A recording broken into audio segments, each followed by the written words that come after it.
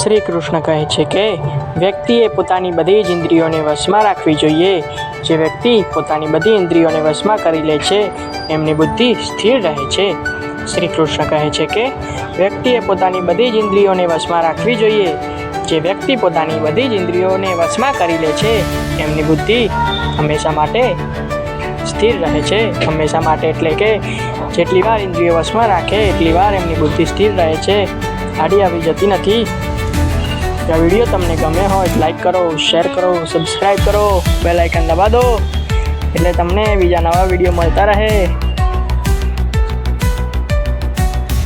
ઓમ નમઃ શિવાય. હર હર મહાદેવ.